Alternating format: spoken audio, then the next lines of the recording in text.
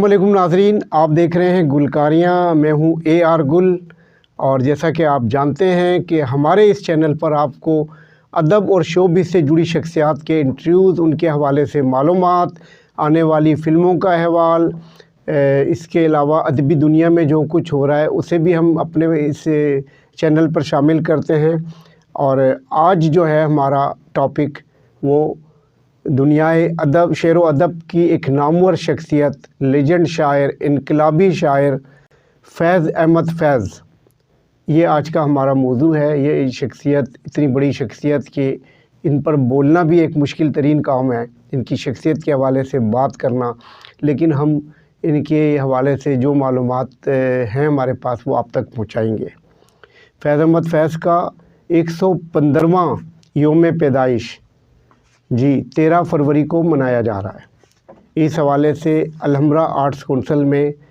3 रोज़ा फैज़ मेले का भी इनेकाद किया गया है, जो 13, 14 और 15 फरवरी को अलहम्रा आर्ट्स कौंसिल माल रोड पर होगा। इस मेले में आपको पता है कि फैज़ अहमद फैज़ के हवाले से उनकी जो तसानीफ़ हैं उनको नुमायाँ किया जाता है, उनकी शायरी पर गुफ्तगू की जाती है, उनकी शख्सियत के हवाले से बात की जाती है। उनके जो अहले ख़ाना हैं वो यहाँ आते हैं, जैसे उनकी 2 बेटियां हैं, सलीमा हाशमी साहिबा, मुनेज़ा हाशमी साहिबा, नवासे हैं उनके अदील हाशमी साहब। और इसके अलावा उनसे जुड़ी जो दीगर शख्सियात हैं जो उनसे राब्ते में रही हैं, जो गुलूकार जिन्होंने उनका कलाम गाया, जो ऐसे फ़नकार बहुत सारे हैं। और इसके अलावा जो भी अदब से जुड़े लोग हैं वो आकर फैज़ अहमद फैज़ की शख्सियत पर इज़हार ख़याल करते हैं, उनको ट्रिब्यूट पेश करते हैं। तो आज का हमारा टॉपिक फैज़ अहमद फैज़ है, जो 13 फरवरी 1911 को नारोवाल के इलाके काला कादर में पैदा हुए थे। इस हवाले से अगर आज वो हयात होते तो उनकी उम्र 115 साल होती जी। फैज़ अहमद फैज़ जिनके अंदर अदब से लगाव ज़्यादा था, जुनून था, लिहाजा उनकी अगर आप शायरी को देखें तो वो आम सतही शायरी नहीं है। उनकी शायरी जद्दोजहद, इनकलाब और उम्मीद से भरपूर शायरी है। इस लिहाज से उन्हें इनकलाबी शायर भी कहा जाता है। और फैज़ अहमद फैज़ का जो इब्तदाई दौर था उसमें वो कुछ अरसा मेजर के तौर पर भी रहे आर्मी में, लेकिन फिर वो वहाँ से उन्होंने रिज़ाइन कर दिया क्योंकि वो उनकी तबीयत के मुताबिक नहीं था। और उन्होंने फिर ऐसी शख्सियात के साथ बैठना शुरू कर दिया जो आला अदबी शख्सियात थीं। मिसाल के तौर पर मौलवी शमसुल हक, पंडित नारायण और मुफ्ती सिराजुद्दीन जैसी शख्सियात जो है उनकी सोबत में बैठ के उन्होंने अपने आप को निखारा। और वो जिस वक्त फैज़ अहमद फैज़ ने शायरी शुरू की उस दौर में बहुत बड़े बड़े नाम थे, जिनमें अपना जिगर मुरादाबादी, फ़राग गोरखपुरी, जोशमली आबादी। अब ऐसी शख्सियात के सामने ख़ुद को मनवाना यकीनन एक मुश्किल काम था, लेकिन फैज़ अहमद फैज़ ने न सिर्फ ख़ुद को मनवाया बल्कि वो शायरी और अदब की दुनिया में पहले दूसरे नंबर पर शामिल किए जाते हैं।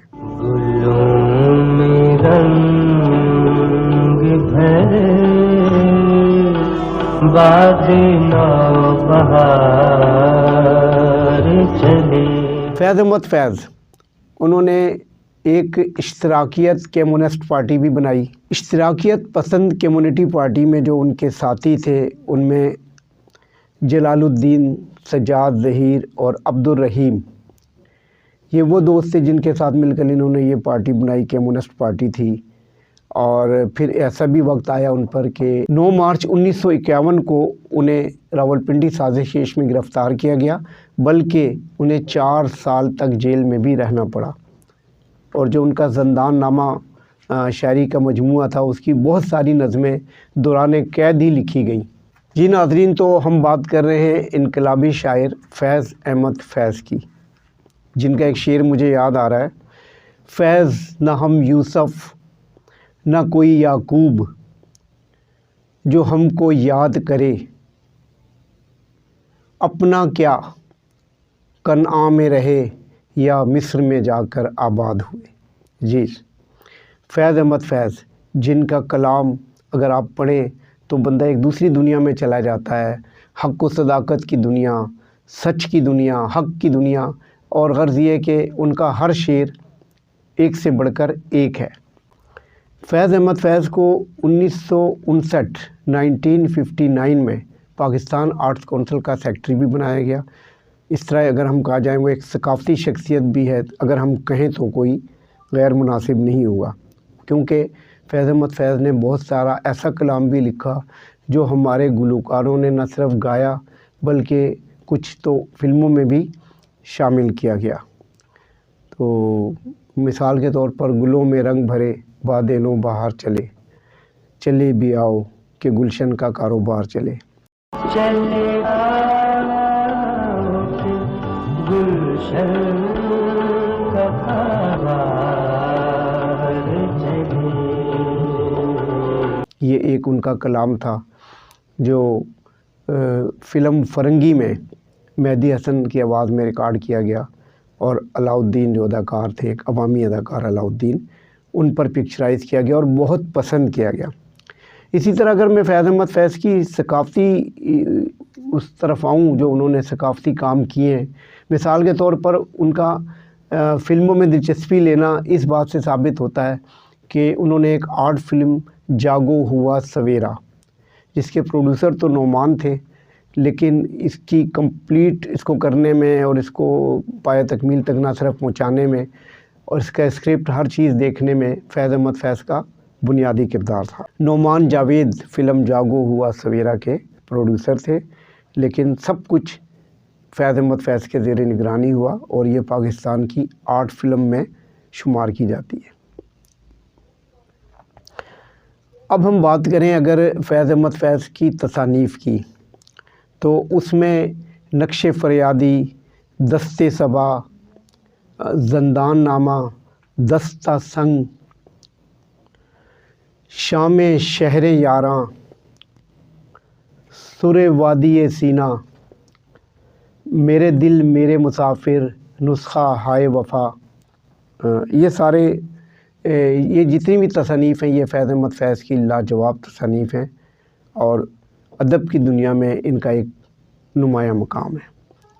میں نے جیسا کہ ابتدا میں ذکر کیا تھا، فیض احمد فیض کی جو صاحبزادیاں ہیں سلیمہ ہاشمی صاحبہ اور منزہ ہاشمی صاحبہ، انہوں نے ماڈل ٹاؤن میں فیض گھر کے نام سے باقاعدہ ایک آڈیٹوریم بنایا ہوا ہے، جہاں فیض احمد فیض کی یادیں، ان کی ساری تصانیف، ان کے حوالے سے جو بھی تحقیق ہے، جو تصاویر ہے، اور یہ ہے کہ اکثر اوقات وہاں پر محفلیں کا انعقاد کیا جاتا ہے جہاں پر فیض کا کلام پیش کیا جاتا ہے اور فیض احمد فیض کے حوالے سے بات چیت بھی کی جاتی ہے۔ فیض احمد فیض کے جو کلام کو جن جن گلوکاروں نے بھی گایا، نہ صرف ان کی شہرت میں اضافہ ہوا بلکہ یہ انہوں نے اسے اپنے لیے اعزاز سمجھا۔ میں نے مہدی حسن خان صاحب کا ذکر کیا تھا، جب انہوں نے گلوں میں رنگ بھرے باد نو بہار چلے یہ ریکارڈ کروائی غزل، تو اس کے بعد انہیں شہنشاہ غزل کا خطاب بھی ملا۔ اس کے علاوہ ایک اور غزل جو تھی، ایک کلام تھا فیض احمد فیض کا، نہ گنواؤ نازک نیم کش، دل ریزہ ریزہ گنوا دیا، یہ بھی ان کا بہترین کلام تھا۔ پھر دل میں یوں اب تیرے بھولے ہوئے غم آتے ہیں، یہ بھی بڑا اچھا کلام ہے۔ اور گلوں میں رنگ بھرے تو میں نے پہلے کہا، اور اگر میں ملکہ ترنم نور جہاں کا ذکر کروں، کیونکہ ان کے بغیر تو کوئی پروگرام مکمل ہی نہیں ہوتا، تو ان کی جو فیض احمد فیض کی سب سے مشہور زمانہ غزل، مجھ سے پہلی سی محبت میرے محبوب نہ مانگ، مجھ سے پہلی سی محبت میرے محبوب نہ مانگ۔ جی، یہ غزل نور جہاں کے علاوہ باقی گلوکاروں نے بھی گا کر شہرت حاصل کی، اور اس غزل کو پھر ایک فلم میں بھی شامل کیا گیا تھا، اور یوں یہ فیض احمد فیض کا یہ بھی کلام فلم کا حصہ بنا۔ اسی طرح اگر میں اقبال بانو صاحبہ کا ذکر کروں، گلوکارہ اقبال بانو، ان کی آواز میں فیض احمد فیض کا کلام دشت تنہائی میں اے جان اے جان، لرزاں ہے تیری آواز کا جادو، یہ بھی ایک بے مثال کلام ہے جو اس کے بعد اقبال بانو کے علاوہ ٹینا ثانی، طاہرہ سید اور پتہ نہیں کس کس گلوکار نے گایا۔ بہرحال اقبال بانو کی آواز میں یہ سپر ہٹ ہے۔ شوکت علی، وہ بھی اب اس دنیا میں تو نہیں ہے گلوکار، شوکت علی بڑے اچھے گلوکار تھے، ان کی آواز میں تیرے غم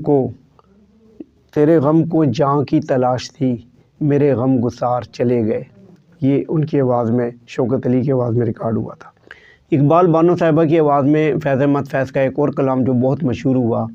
دیکھیں گے لازم ہے کہ ہم بھی دیکھیں گے، یہ بھی ان کی آواز میں ایک بہترین انقلابی کلام ہے جو اکثر مواقعوں پر نہ صرف پیش کیا جاتا ہے بلکہ بہت اسے پسند بھی کیا جاتا ہے۔ اگر ہم ملکہ پھکراج کا ذکر کریں تو ملکہ پھکراج کی آواز میں جو ان کا کلام تھا، یہ کون سخی ہیں جن کے لہو کی اشرفیاں گر رہی ہیں، ملکہ پھکراج کی آواز میں اس کلام کو بھی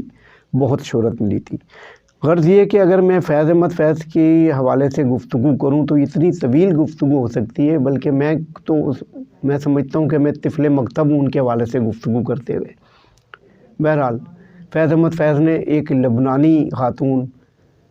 جو تھی ان سے شادی کی تھی، ایلس جارج لبنانی خاتون تھی جس سے انہوں نے شادی کی تھی،